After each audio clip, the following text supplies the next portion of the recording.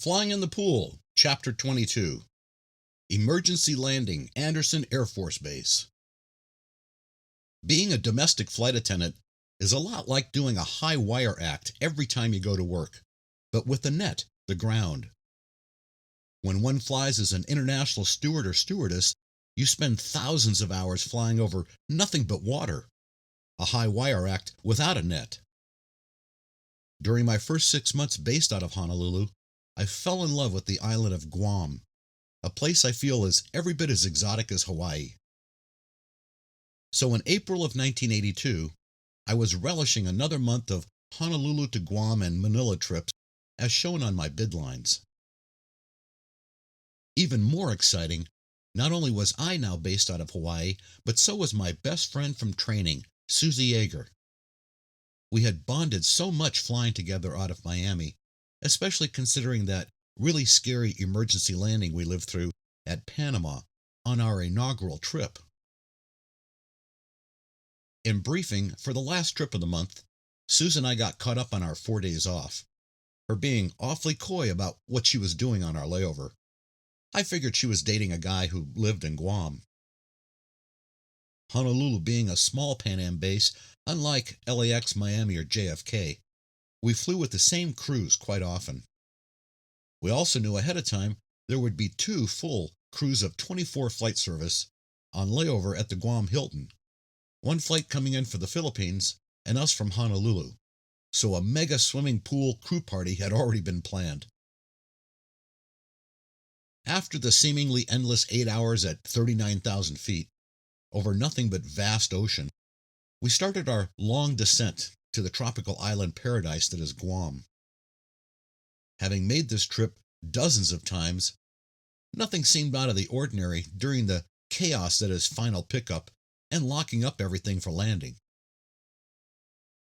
I was working the aft galley, but seated at L5, my favorite seat on the 747, because as pointed out before, from this seat you can see all the way forward, right to the L1 door.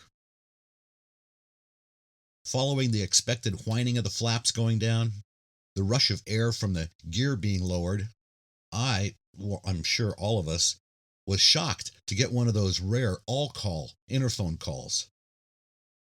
Picking up the handset, we listened in as Captain Hodges informs the 12 of us they cannot get the gear confirmation green lights across the board.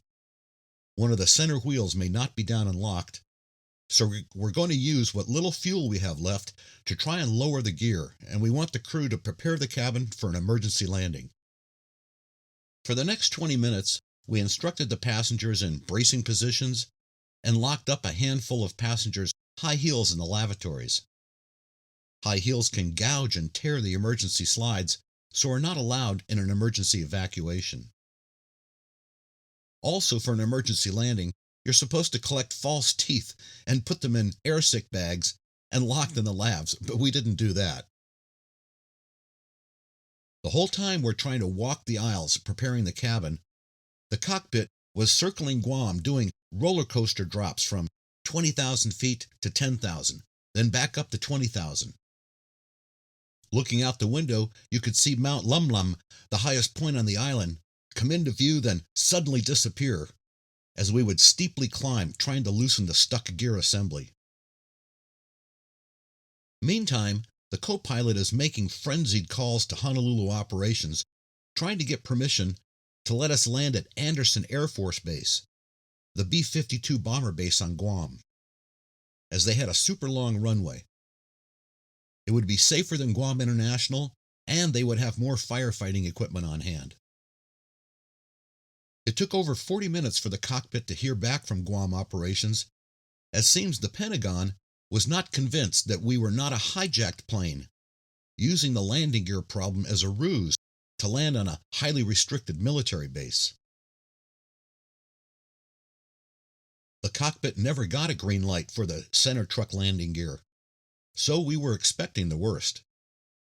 Finally, New York operations gets permission from the Pentagon to let us land at Andersen.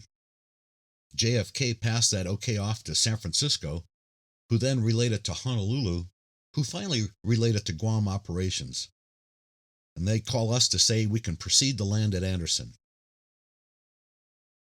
The captain calls us on the interphone one more time, telling us the Air Force is going to foam the runway to reduce any fire, and the purser will initiate the evacuate the aircraft command if necessary. Good luck. Then there's this ominous crackle of dead air, and I hang up. Final approach was the most tense of my 700 plus trips for Pan Am. From my you can see all jump seat at L5, we zoomed past the Guam Hilton, and then the Guam International Airport I was so familiar with. Suddenly, we pass fire trucks lined up at a runway threshold, and then I see something never seen before, foam flying up from under the wing.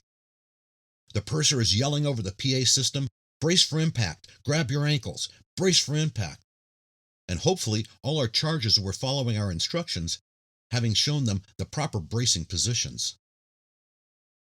Glancing out the window of the L5 door, between the puffs of flying foam, I can see these huge yellow fire trucks racing alongside us, with shiny silver-clad firefighters sitting atop them.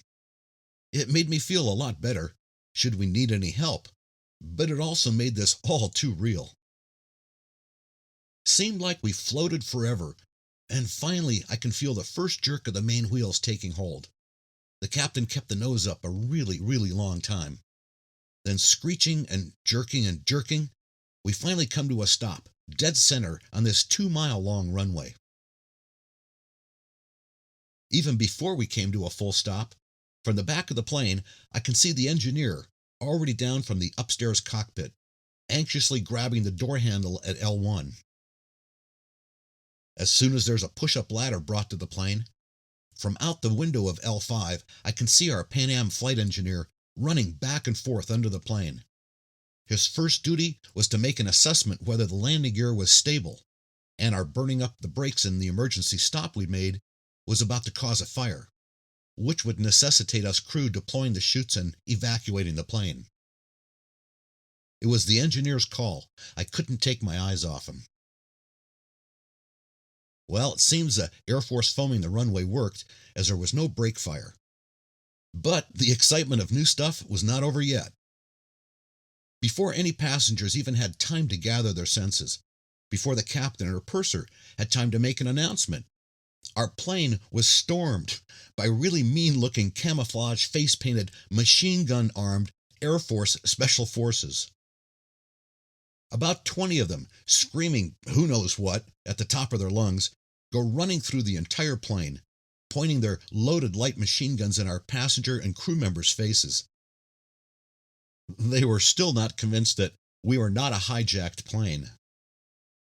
Of course, once the scary troops left, and everyone finally was able to catch a breath after the tension of the last hour, I loudly quipped to the passengers in the E section, "Welcome to Guam." We stayed parked right in the middle of the runway and slowly deplaned, about 30 at a time. Being at L5, I knew I was going to be last off the plane, so tried to comfort some of our frightened out of their minds passengers, while we waited for others to disembark. The Air Force, not prepared for our nearly 300 sudden charges, dropped in their lap. It took over an hour for the base's appropriated little yellow school buses to take us all to their tiny military terminal, where they had quickly set up a military manned customs line.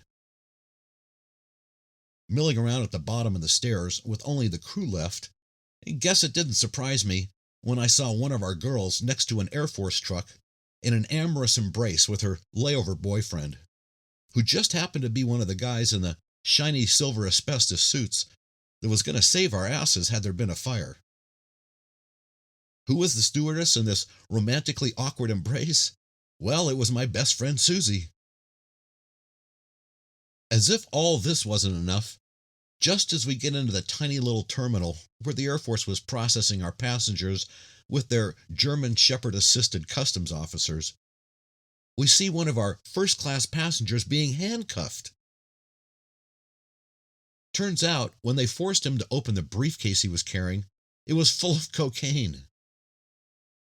Now, as Guam is part of the United States, normally at the Guam International Airport, our passengers wouldn't have to go through customs, so this was not well hidden, We could plainly see the contraband as we strolled by.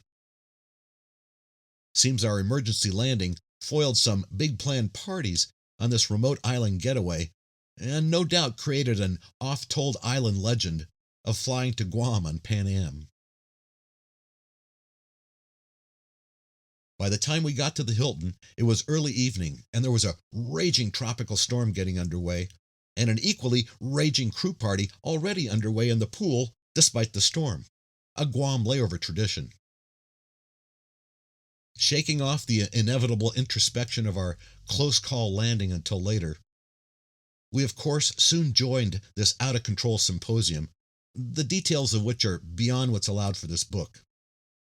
However, detailed in my follow up book, Crew Juice, 8 of us, along with the rotund armed security guard, ended up in my room after he was directed by hotel management to kick us out of the pool and jacuzzi. As our middle of the raging storm, totally nude, Pan Am skinny dipping crew party was waking the guests, many of whom we could now see ogling us from their hotel balconies. P.S. Chapter 22. Most all Pan Am airplanes in the 1980s had 3 in the cockpit: 2 pilots, a captain and first officer, and an engineer. I soon learned at my first crew party with cockpit present that engineers are completely different from pilots. Engineers are total tech junkies. They're not required to have a pilot's license, and as clearly stated in their contract, they are the first person off the plane in any emergency. During our emergency at Guam, it was the engineer's call whether we should evacuate the aircraft or not. End of Chapter 22.